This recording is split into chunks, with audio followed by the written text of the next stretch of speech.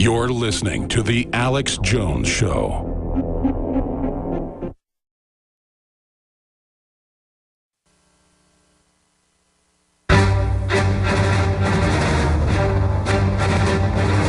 Big Brother, mainstream media, government cover-ups.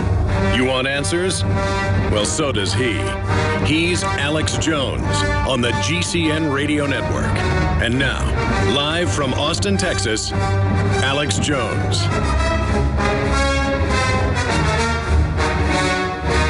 But, you know, when Republicans say, you know, why now? Why this timing? Why not this timing? I mean, no time is a good time. No, that's not true. She's leaving her chairmanship. So Dianne Feinstein wants to get this off her desk. And look, I agree with you. The United States of America is awesome. We are awesome. But we've had this discussion. We've closed the book on it and we've stopped doing it. And the reason they want to have this discussion is not to show how awesome we are. This administration wants to have this discussion to show us how we're not awesome. This administration they apologize to this country. I mean, they don't like this country. They want us to look bad, and all this does is have our enemies laughing at us. Well, Ms. Tontoros is right that this is being brought out as a political distraction from all the bad stuff Obama's doing. But she's wrong to sit there and imply then that it's purely partisan, because the truth is they've got the black sites, the ghost sites still going. The torture has intensified. It hasn't stopped.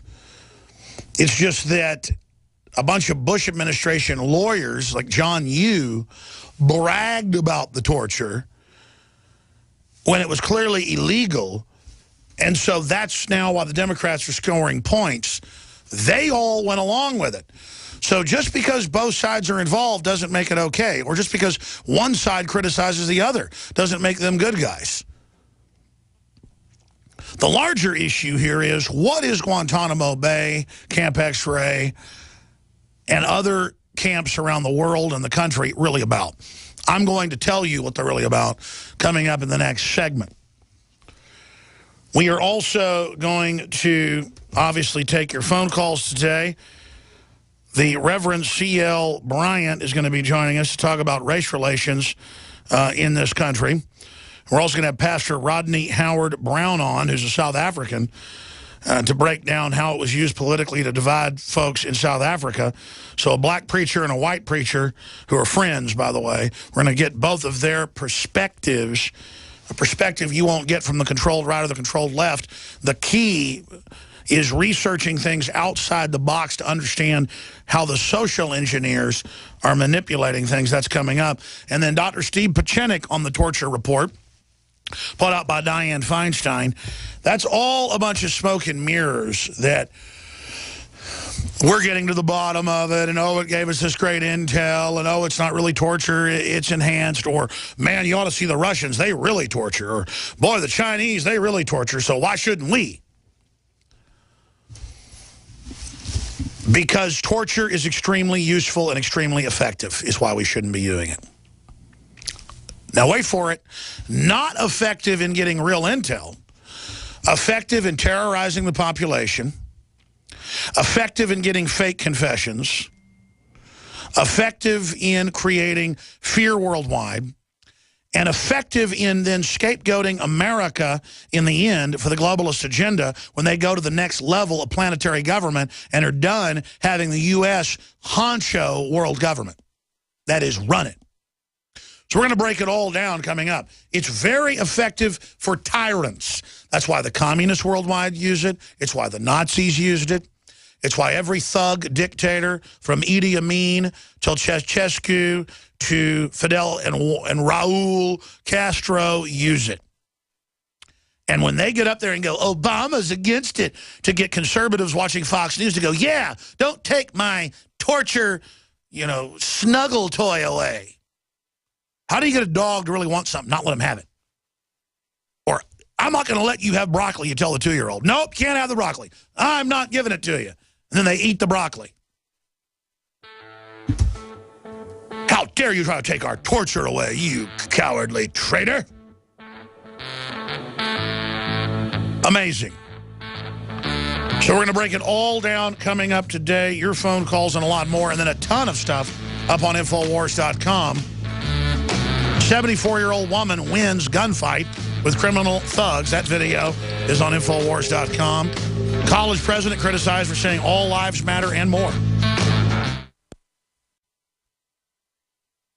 Where to start?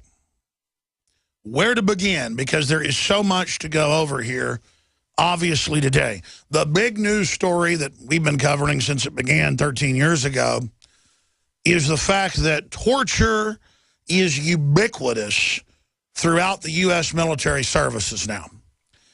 Joe Biggs, who we really ought to do an interview with and a report on in studio, talking about his experiences with it, would go out on patrols, grab people out of their houses that they were ordered to target, and deliver them to the FBI, the DEA, Special Forces, CIA, depending on which group it was.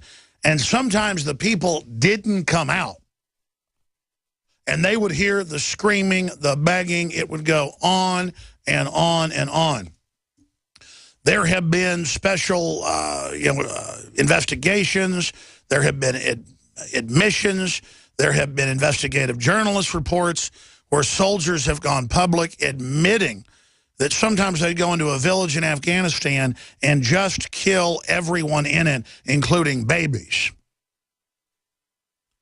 And then the argument is, well, that's how you get tough and win wars. You know, you firebomb Dresden. No, what you really do is lose the moral high ground. And then America can be demonized worldwide. But know this, Dianne Feinstein's Senate report on CIA and enhanced interrogation, as it's called, that'd be like if I robbed a bank at high noon with a machine gun and roughed up a few of the tellers, or if you did it, and when the police came, you said, I'm not robbing a bank in armed robbery, aggravated robbery. I am engaged in an enhanced withdrawal from the bank. Or if you beat somebody to death with a baseball bat, you didn't beat him to death. You were just involved in an enhanced massage. Now, the argument is these people blew up the World Trade Centers, and so they deserve it. We're taking the gloves off. Everything that's been done with torture, rendition, the NDAA, the Patriot Acts 1 and 2, from day one was focused on the American people, period. That's it. It's always been about erasing the Bill of Rights and Constitution and rolling out NSA spying publicly, saying it's for al-Qaeda, rolling out torture, saying it's for al-Qaeda, but it's really for the general public, rolling out total control and the end of any underground free market systems in the name of fighting al-Qaeda, but really shutting down any type of free commerce. This is all about converting us from a free society to a tyranny with a capital T. Now, I know that most of our audience knows that. But I wanted today to actually get into what torture itself is really being carried out for. First and foremost, if the people that have hijacked our government can ever get away with openly selling torture, the sky's the limit. Already, for more than 30 years in this country, they have what they call pain compliance in police departments. And in my film, Martial Law, we show large clips of this, of the LAPD and others breaking pro-lifers' arms for sitting on the sidewalk with nunchucks, twisting them around their arms and breaking them. In fact, if you go to YouTube, guys, and type in Martial Law 911, the police state, and just skip ahead like 3 hours to the very last 10 minutes of the film, there's an extra that gets into torture. We ought to re-air that whole extra here on air sometime. It's like 10 minutes long. Very, very powerful. It shows in Cincinnati and it shows in L.A. peaceful people on the sidewalks